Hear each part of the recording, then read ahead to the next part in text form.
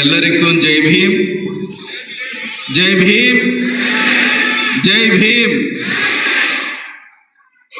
Namo ತಸ್ಸ ಭಗವತೋ ಅರ್ಹತೋ ಸಮ್ಮಾ ಸಂಬುದಸ್ಸ, Namo ತಸ್ಸ ಭಗವತೋ ಅರ್ಹತೋ ಸಮ್ಮಾ ಸಂಬುದಸ್ಸ, Namo ತಸ್ಸ ಭಗವತೋ ಅರ್ಹತೋ ಸಮ್ಮಾ ಸಂಬುದಸ್ಸ.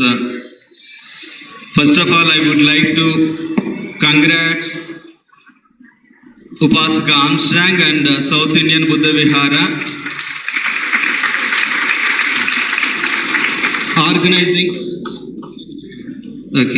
organizing this meaningful event to commemorate 125th anniversary of South Indian Buddha Vihara.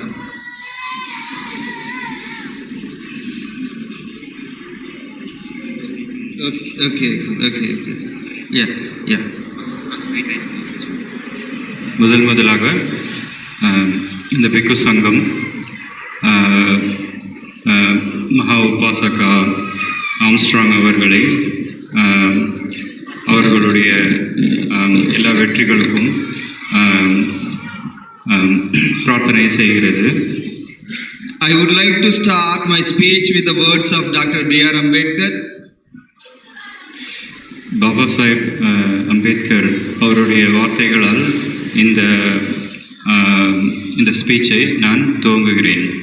I believe my people will sacrifice everything to establish Buddhism in India. இந்த புத்த சமயத்தை இந்தியாவில் நிலைநாட்டுவதற்கு என்னுடைய மக்கள் எல்லாவற்றையும் தியாகம் செய்வார்கள் என்று நான் நம்புகிறேன். In reality, I feel guilty of starting late the work of revival of Buddhism in India. In reality, I feel guilty of starting late the work of revival of Buddhism in India. நான் என்ன தயக்கப்படுகிறேன் என்றால் இந்த புத்த சமயத்தின் மறுமலர்ச்சிக்கான வேலையை நான் மிகவும் தாமதமாக துவக்கி இருக்கிறேன் என்று. But even then, I hope and believe that my people who sacrificing their own comforts have been faithfully following me. ஆனால் என்னுடைய மக்கள் மீது நான் நம்பிக்கையை வைத்திருக்கிறேன். அவர்கள் தன்னுடைய எல்லாவற்றையும் தியாகம் செய்து அவங்களுடைய சுகத்தையும் தியாகம் செய்து என் வழியில் வருவார்கள் என்று. I hope and I trust they will continue to struggle sincerely to propagate Buddhism in India. நான் நம்புகிறேன் மற்றும் நான் அவர்கள் என் கூட வந்து என்னுடைய அந்த போராட்டம் உண்மையான போராட்டத்தை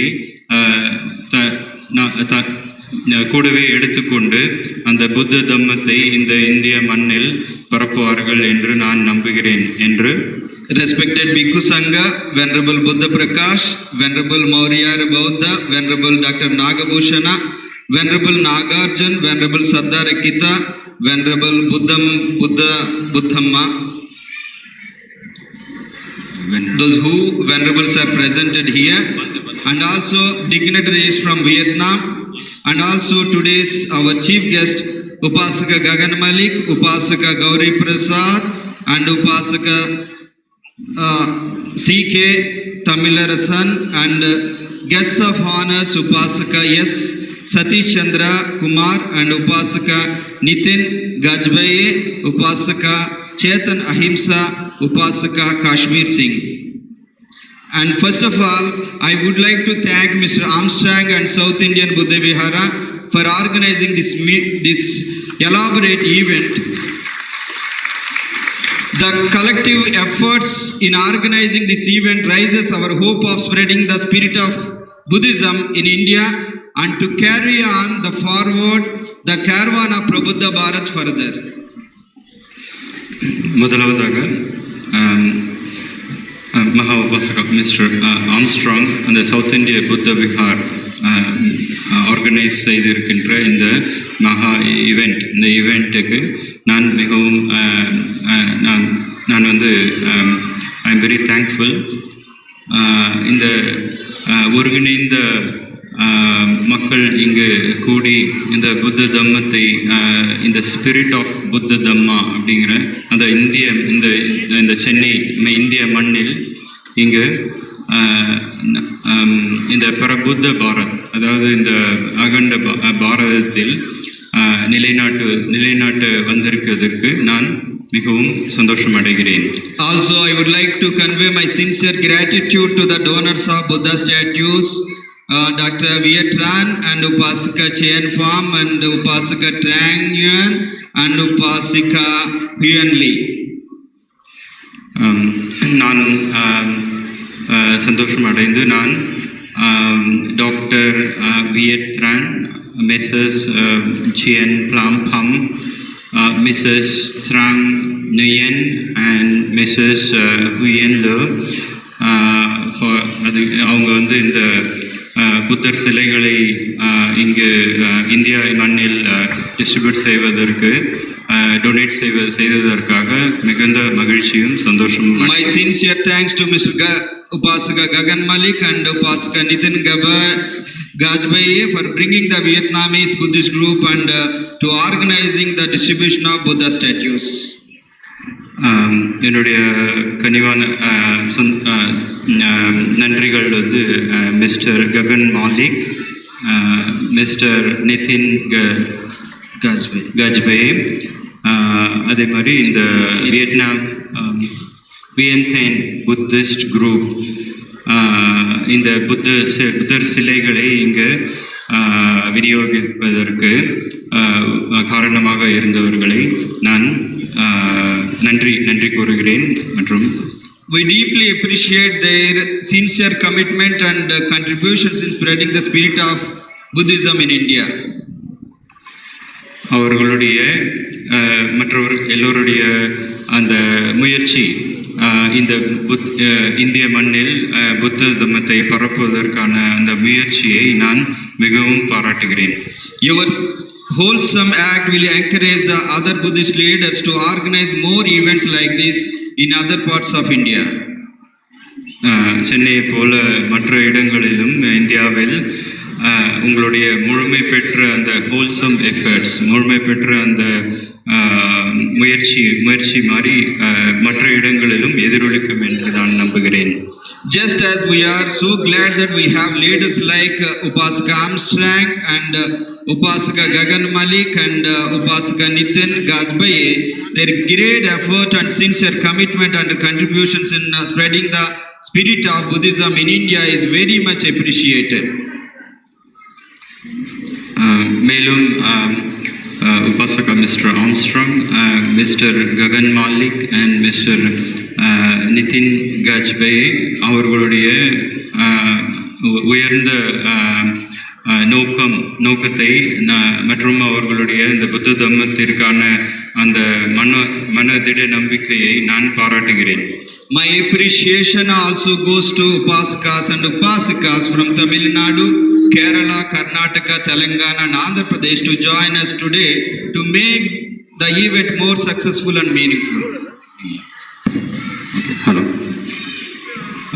மேலும் பிக்குகள் பிக்குணிகள்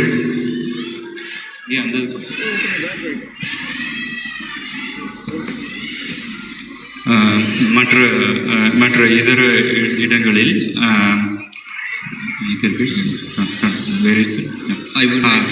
தெலுங்கானா, கேரளா, ஆந்திர பிரதேஷ் மற்றும் டெல்லி, மீரட், இங்கேருந்து அப்புறம் பெங்களூரிலிருந்து வந்திருக்கின்ற பெக்குனி எல்லோருக்கும் நான் வணக்கங்களை அவர்களை வரவேற்கிறேன். நீங்கள் At present, Buddhism in India is in dire need of support from foreign Buddhist missionaries and viharas in order to revive and to spread the spirit of Buddhism. இப்போ இருக்கிற சூழ்நிலை புத்த தம்மத்துக்கு என்னவென்றால் இதற்கு மிகுந்த ஆதரவும் அந்த சப்போர்ட்டும் மிகவும் தேவைப்படுகிறது. பொருளாதாரம் மற்றும் அந்த மனோரீதியாக ஊக்கம் எல்லாமே தேவைப்படுகிறது. மக்களும் அவர்களுடைய தியாகத்தை செய்து அந்த புத்த தம்மத்தை நிலைநாட்டுவதற்கான வழியை தேட வேண்டும். One positive method One positive method is to establish Buddhist institutions to train young monastics to serve the Indian lighties by inculcating constitutional values of liberty, justice, equality, and fraternity, incorporating the teachings of the Buddha that not only serve the current masses but also for the future generations.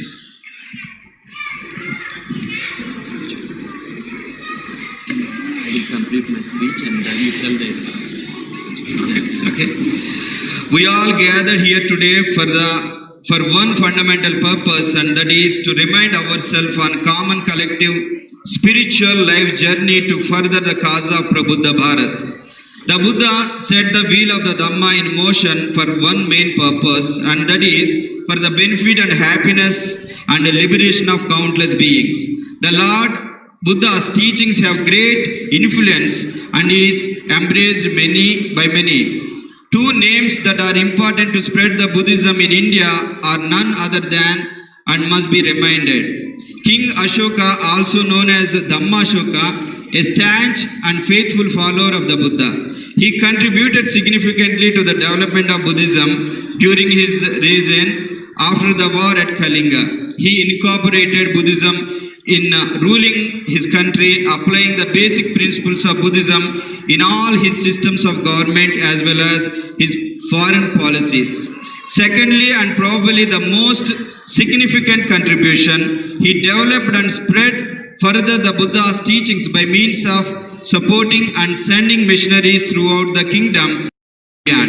Last but not least, King Ashoka declared Buddhism as a major religion in the kingdom. At the same time, erected 84,000 stupas symbolizing the 84,000 discourses.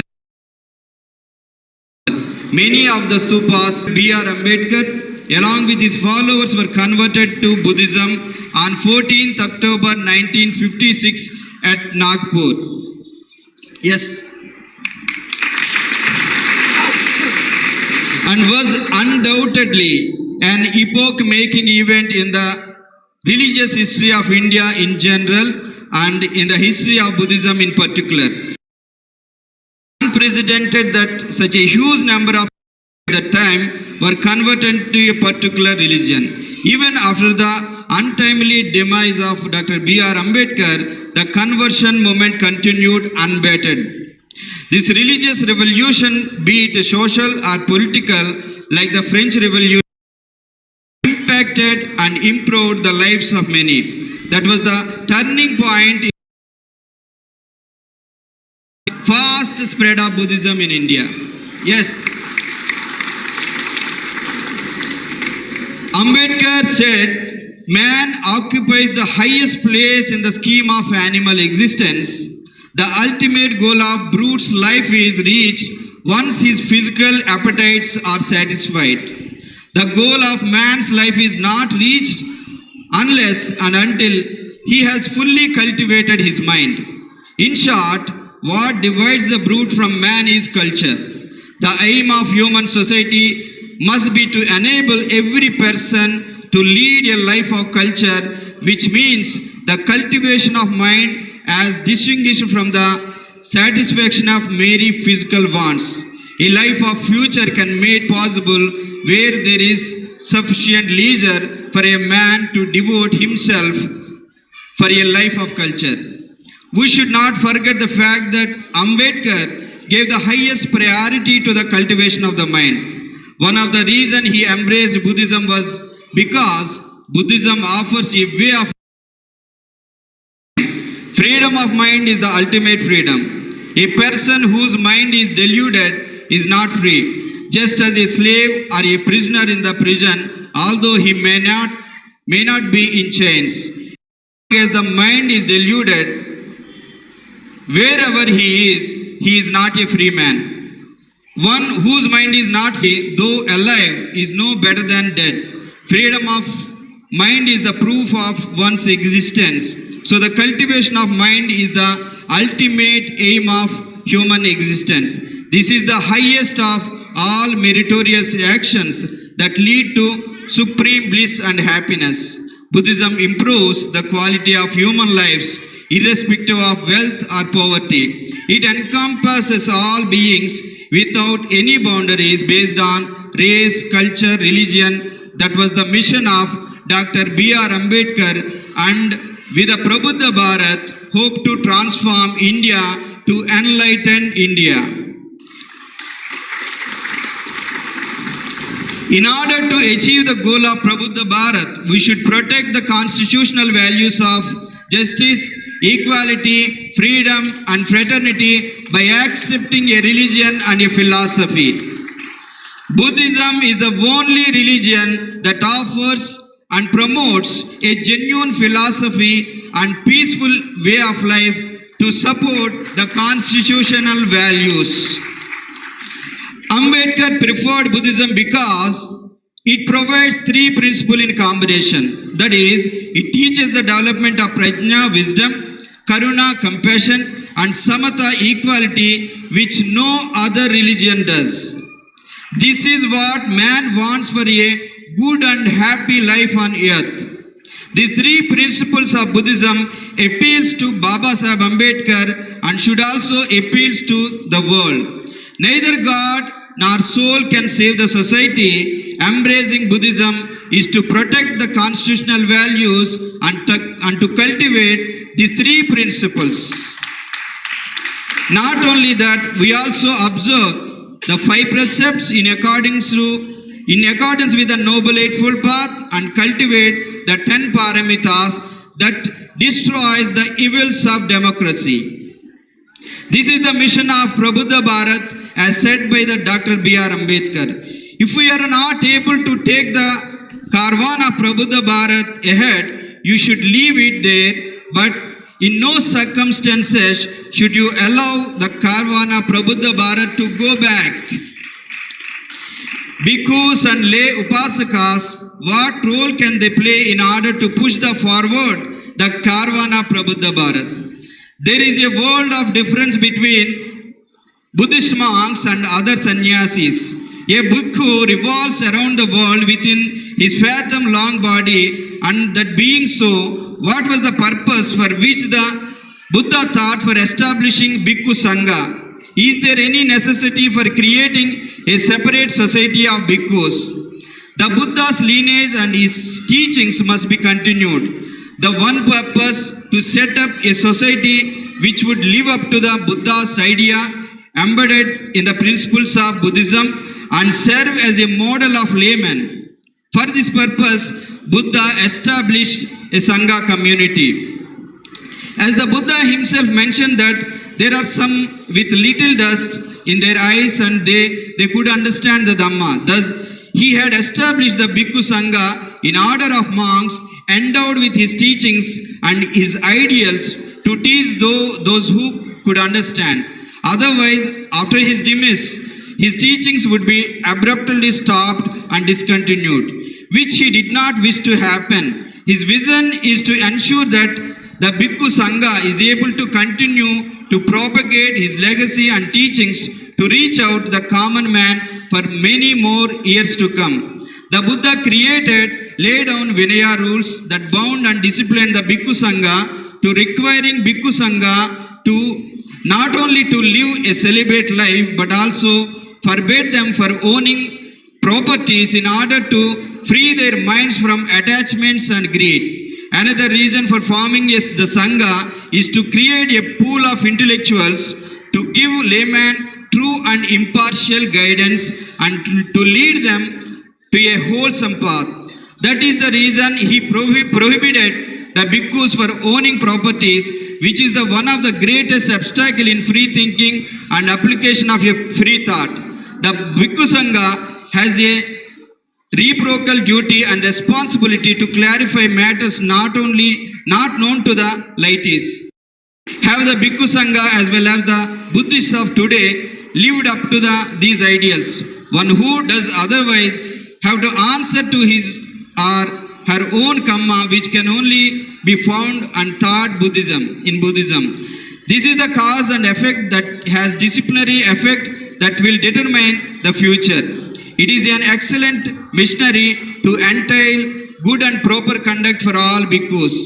It is a well-known fact that the University of Nalanda, the universities of Nalanda and Takshashila are run and managed by bhikkhus. Evidently, they must have been very learned men and knew that social service was the essential for propagation of Buddhism. The bhikkhus of today must return to the old ideal. The Sangha, as is composed, cannot render the service to the laity and cannot therefore attract people to the Buddhism. And without a mission, Buddhism cannot spread efficiently. As education requires to be given, religion requires to be propagated. Propagation cannot be undertaken without manpower and fund. Both are essential to the successful propagation of Buddhism. The time has come, and what is urgently needed is willpower. In the Dhammapada, it is clearly stated that the mind is the chief, mind is the forerunner. So simply put, if there is a will, there is a way. Why are some countries called Buddhist countries? Because the people have the will to propagate and the will to develop the spread of Buddhism. These duties and responsibilities must be undertaken by all Buddhists, bhikkhus included, which can facilitate and make the propagation much easier. They must have this belief to serve mankind. Their Buddhist foundation must be very firm and not be swayed by merry hearsays and gossips. They must not waver and must have steady fast faith in the spiritual task, and coupled with right view, they will be able to overcome all odds. Once again,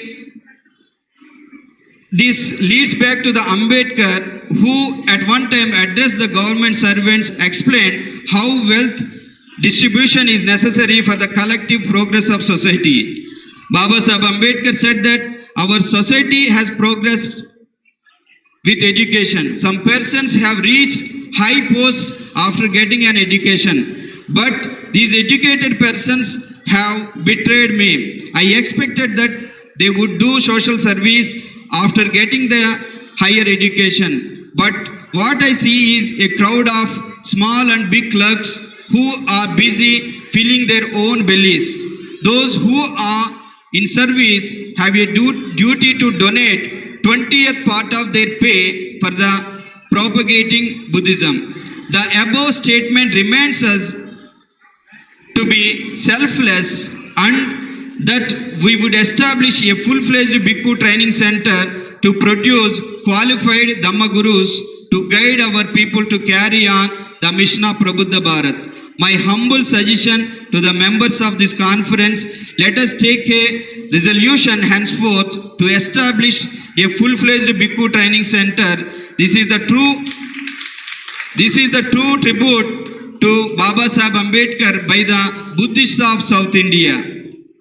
May I request that Upasaka Armstrong arrange 5 acres of land within the Chennai city surroundings for such project. Last but not least, I request Upasaka Gagan Malik and Upasaka Nitin Gajbaye to coordinate with the Buddhist countries to gather information in order to complete the project progressively. Once Ambedkar said, if every Upasaka in India donate 20th part of their pay, we can establish Buddhist training centers in every state in India to carry forward the mission of Prabuddha Bharat. Finally, I would like to request and hope that all Upasaka henceforth do likewise as what Baba Sahib Ambedkar said in the above statement, donating 20th part of portion of your pay for the propagation of Buddhism in India and establishing Bhikkhu Training Center in Chennai. Yeah, claps please. Today's conference is the first but should not be last. I sincerely look forward to another, probably in years' time from now, and to share the progress of the Bhikkhu Training Center should it be adopted in this meeting. I seriously propose that we take an oath to establish Bhikkhu Training Center in Chennai.